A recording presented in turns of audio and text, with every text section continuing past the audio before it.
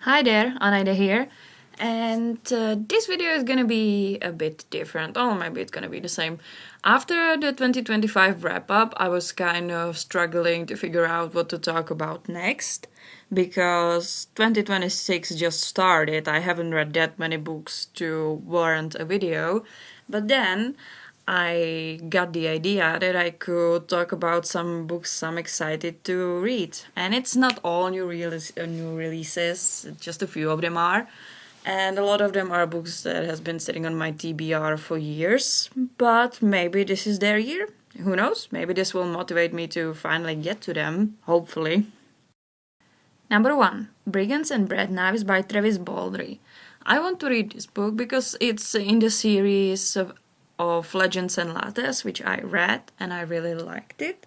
So, yeah, I'm gonna continue with the series. It was really good. It's fantasy in a cozy setting. I really love it. And this is the newest release. It released in 2025, but there is also Bookshops and Bone Dust, which is a prequel to Legends and Lattes, and this is like a sequel. This one follows a different character, I believe. And uh,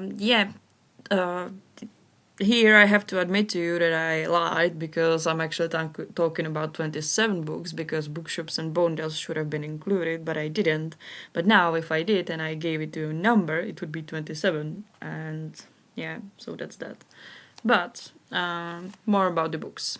You know, I am a fiend for cozy and fantasy, and this series is different from your usual fantasy fare. Not that I'm complaining, I like my high stakes adventures, but this definitely is a breath of fresh air. And yeah, from the synopsis, I gathered that this Farron character moves to a town where all the characters from the previous installment live. And the first book is about Viv. She's an orc and she opens a coffee shop. It's really sweet. And Farron proceeds to have an adventure with a ragtag group of characters. The book description suffers from a serious case of vagueness. I'm mainly going for it because I like the first book. So, yeah, that's that. Number 2 and number 3. KJ Charles, All of Us Murderers, and How to Fake It in Society. How to Fake It in Society is a historical romance about this ne'er-do-well scammer who is falling for the guy he is supposed to be swindling. And it sounds really good. KJ Charles is great at creating characters who are morally grey, but you still root for them.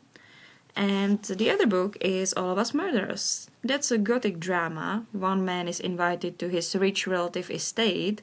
There is this will that's making everybody act crazy, and then murders start happening. Interesting. KJ Charles is one of the authors I always have a great time with, and I'm planning to read all her books.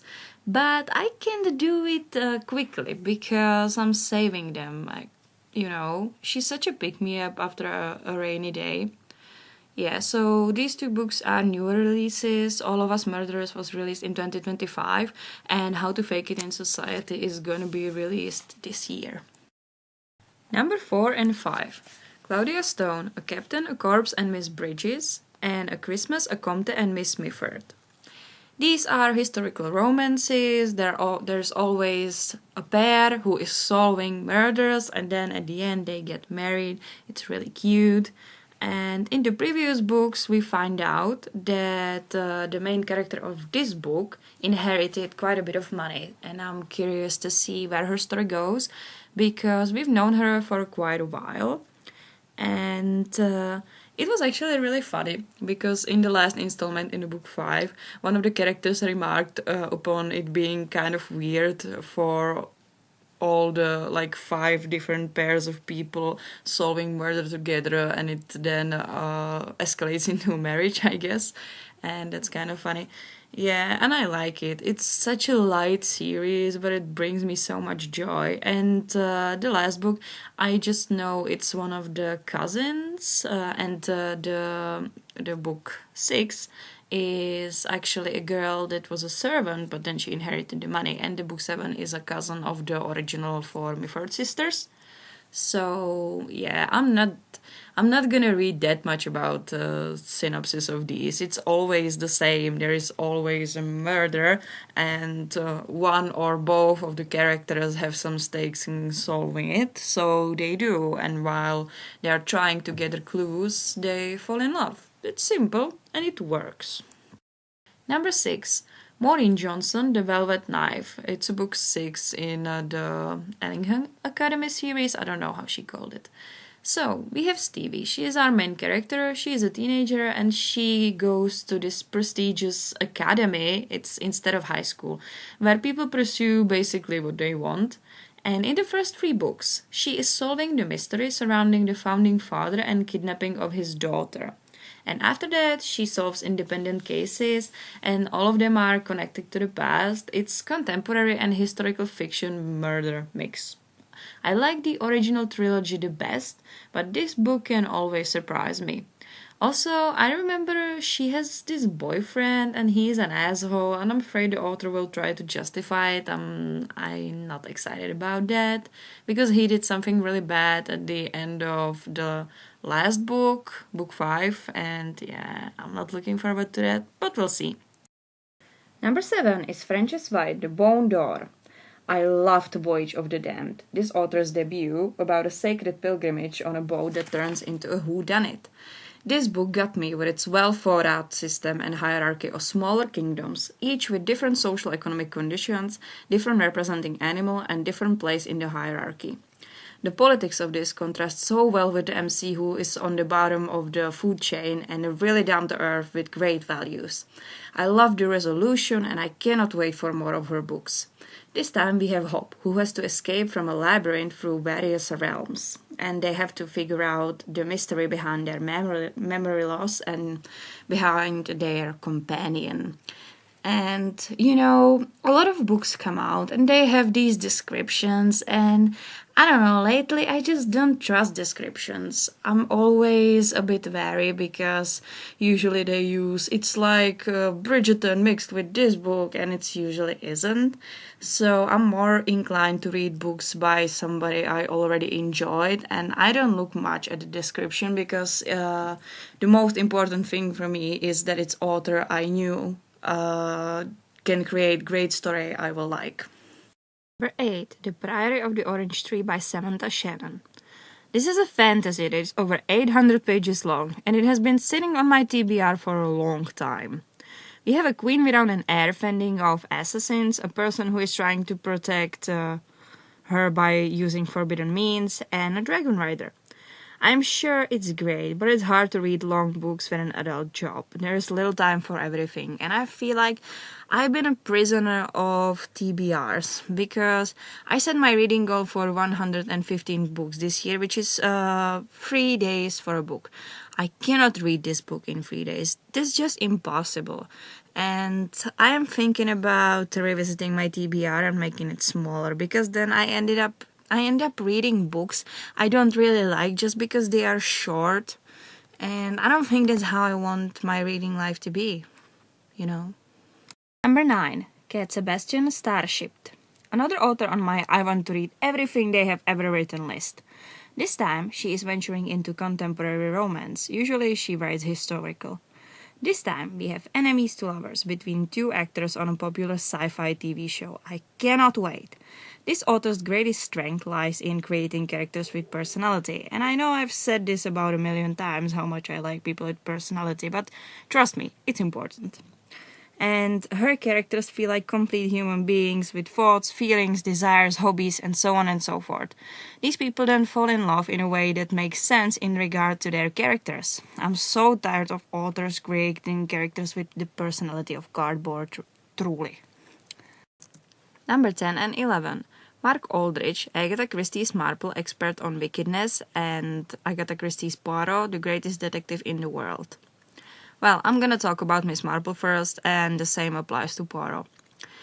And this book should contain everything about Miss Marple. Novels, short stories, stage performances, screen appearances, and even more. Sign me up.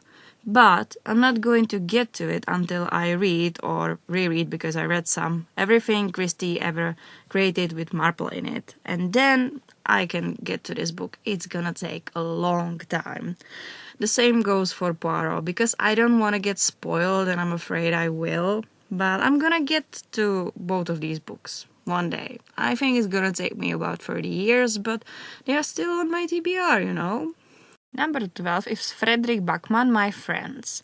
And this book is supposed to be about a painting, or I don't know, is it? Fredrik Backman's books are always about something, but truly they are about humans. I read Anxious People by him, which is, at first you think it's about a robbery, but at the end it kind of is and isn't. It's about people. And Bachman understands people so well, and he has so much compassion and humor and warmth in his writing that I really, really love his works. I only read two, and I know I want to read a lot more, but his books are kind of like a treat. I don't want to eat them all at once, because then I would get sugar high. So, yeah, I'm gonna read this book, and I'm not gonna read descriptions because I don't really care about them much. Well, yeah, anyway, check out Fredrik Backman's books. They are really great. Number 13 and 14 is The Six of Crows duology by Lee Bardugo. And I'm about to call myself out. I know that everybody says this series is really great, but I still didn't find the time for this. I read the Grisha trilogy, and it was okay, but I was not motivated to continue. This is a book about a heist and a group of misfits who are trying to pull it off. And I know I will enjoy it once I get to it, but once again, we are getting back to the problem of big books and me not reading them. Yeah, I really need to look at my reading life, don't I? Number 15, 16, and 17. Fall of the House of Usher, Pit and the Pendulum, and The Premature Burial and Other Short Stories by Edgar Allan Poe. So, me and Poe, we go way back. I distinctly remember how the black cat made me sick in the bus on the way from high school. And I also played hidden object games based on his detective stories in elementary school. Ever since, I have read quite a bit of his work over the years, short stories mostly, but also his biography and poems. He is not my favorite author, but I can't seem to stay away from him. Some of his works I loved, and some left me unimpressed, but there is no denying he interests me. And a huge part of loving books is collecting them. When I saw the new edition of stories complete with black sprayed edges and red/blue/green ravens, I knew I had to have them. And after Christmas of 2025, I can finally say I do.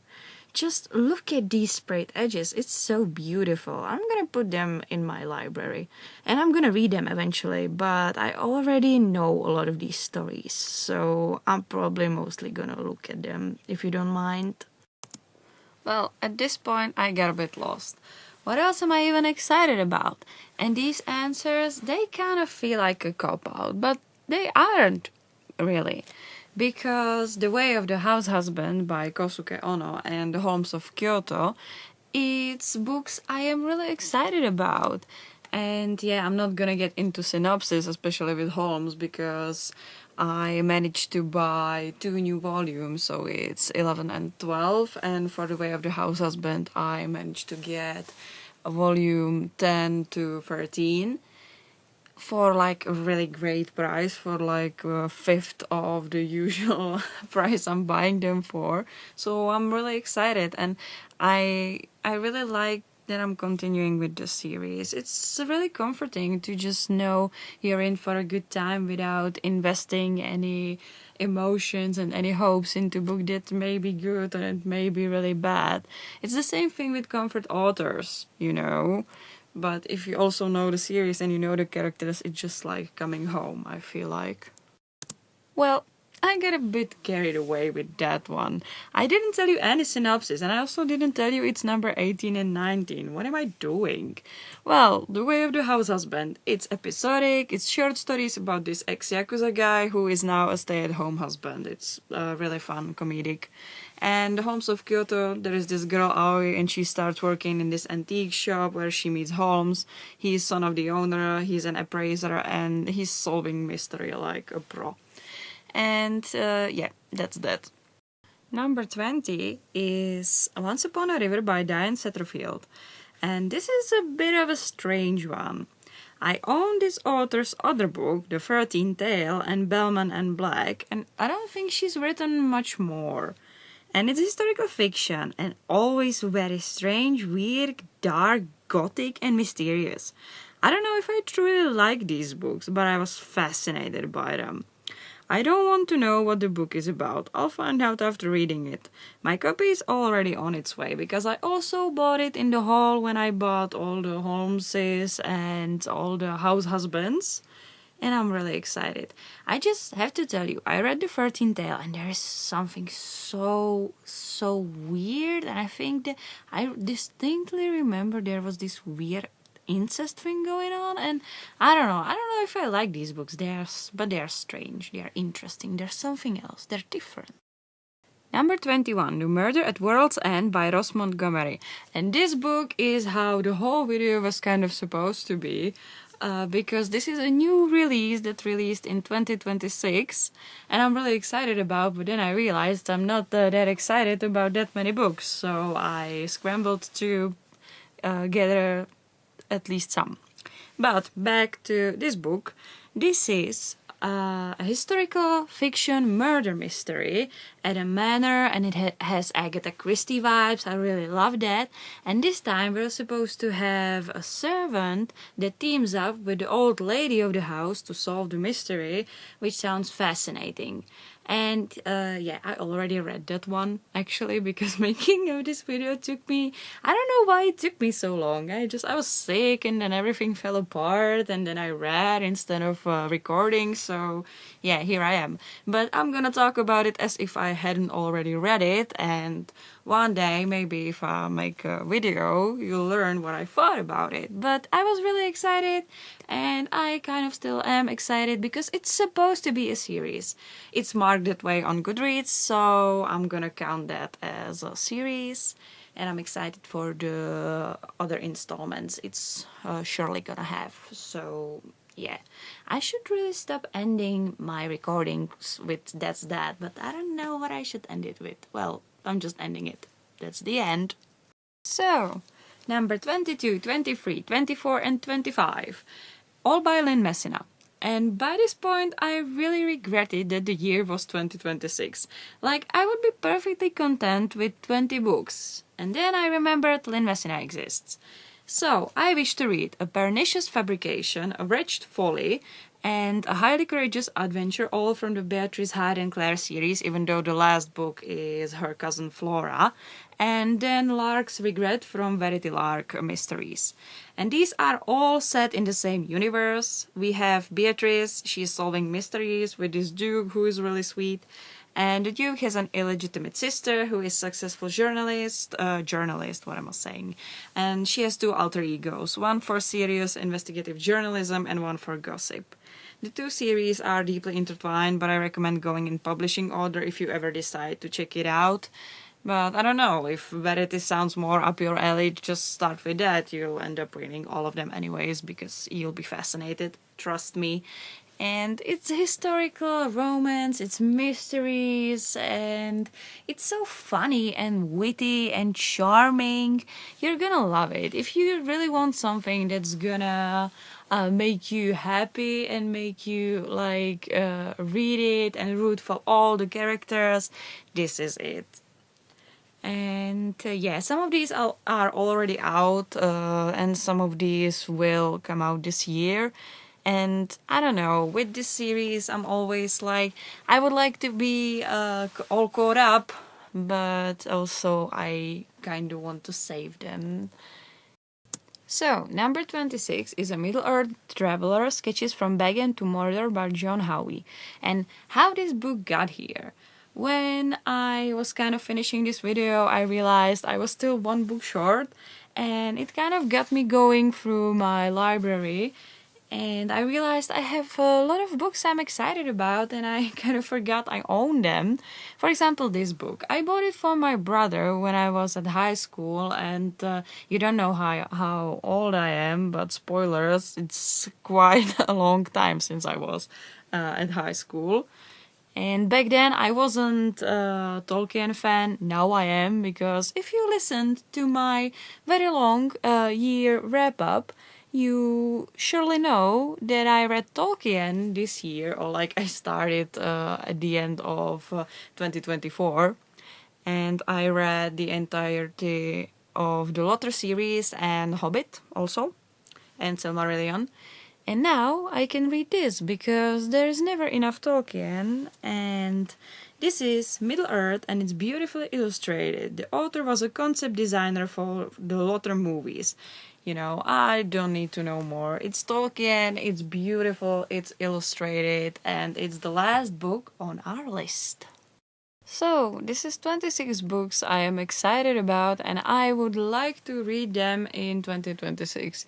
Realistically, I would be really glad if I managed to read like 5 of these. I think 5 of these is manageable, but all of these books are on my I will one day read this book for sure. Well, I'm hoping to. It still didn't happen because I'm such a mood reader. I can tell myself all day, yeah, you should be reading this, you should be reading that, but I'm not going to. If I'm not in the right mood, I'm just probably gonna find out something else. Well, that's the thing with TBRs. People always build them and you just look at all the books there. You don't want to read any of them, so you found something that it's not on any of your list. You don't own it physically. There's no reason for you to be reading it, but you find it, you read it, and it's questionable. Sometimes you enjoy it, sometimes you don't, but I don't know. It's really hard sometimes for me to tackle my TBR, especially my physical TBR, because it feels like, I don't know, I have enough time. I will get to them eventually, but then I never do.